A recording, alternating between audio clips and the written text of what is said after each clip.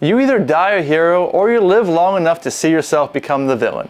This week we're taking a look at Marvel Legends Gorr the Butcher.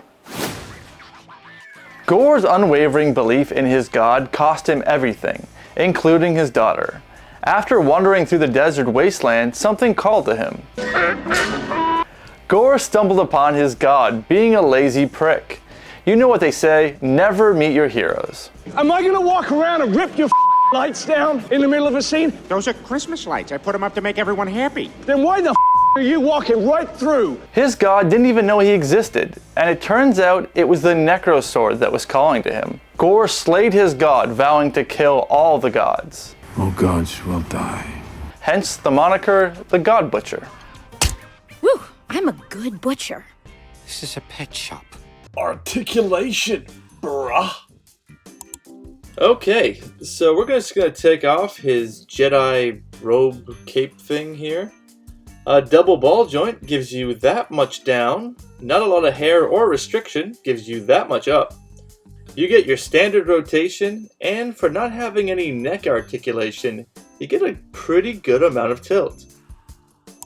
The ball joint behind the belt doesn't give you a ton of movement, but it does give you that much forward, that much back, side to side, and a full rotation. Ball and hinge gives you a full windmill rotation, a bicep swivel, a deep double jointed elbow. Look at that thing, that is beautiful. Arms hinge all the way up and then some. And his right hand hinges the correct sword wielding direction, and the left slaps too.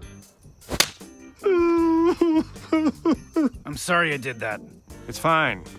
Gorr's dress does have a slit on the side, but it doesn't go high enough up, so you can only get him to kick at a sweet shin music level. But that slit does allow him to kick his leg out that much. You get a upper thigh swivel, a stiff double jointed knee, swivel at the ankle, hinging down, up, and rocks harder than this movie soundtrack. Next up is John Herbert with Sweet Child of Mine. Accessories. Does this purse go with my bra, bruh? Gorr's one accessory is the Necro Sword. It's a snug fit into his hand, and I have to mention again, does hinge the correct way. Go Hasbro. Unlike the two other Stormbreakers in this line, the Necro Sword is made of a stiff plastic, but from looking at clips of the movie, they are both undersized. Here's a side-by-side of the Necro Sword from the movie and what we got. The only paint is on the grip, which is inaccurate. They painted the bottom of Gorr's dress to give it a more worn look, but where's the wash that would have brought out the detail in the sword? I need to be dirty on Dirty Deeds, damn it! Ah, go sit yourself. Dressed like a frat guy on toga night, Gorr cannot go sit himself.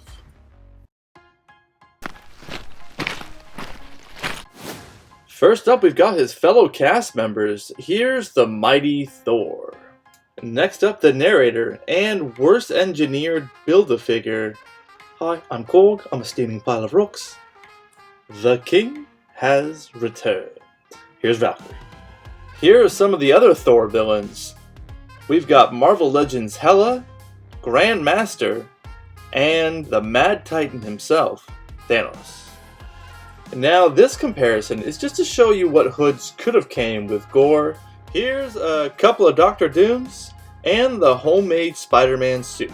Flossing seems to be before their time. Here's Marvel Legends Venom, Zombie Captain America, and NECA's Austin Powers. Call the axe. Don't call the axe when you call the dentist. I didn't plan on doing this, but I did have these Tamashii effects laying around. And what kind of review would it be if I didn't have the lead character of the movie? Here's Marvel Legends Ravager Thor. Think on sexy thoughts. Think on sexy thoughts. The Christian Bale likeness is strong here, but a more menacing expression would have served the character better. Gorr isn't the most acrobatic character, so the articulation can be excused. The thing that sets this release back is the lack of accessories and paint. If prices are going up, why are accessories being scaled down? The little mushroom people of Nova Scotia screaming with horror. Nosy Voldemort, dressed for the toga party, was always going to be a difficult sculpt for this scale. I've debated cutting up and sewing a pillowcase under the belt, but that's a lot of work for another short-lived MCU villain. Good chat. Like if you're picking this up, dislike if you're not.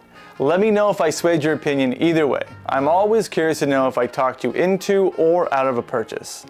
Panic click that subscribe button like it's your neighbor's doorbell and run away.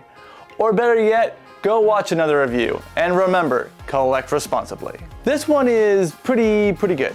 This one I think you've seen though.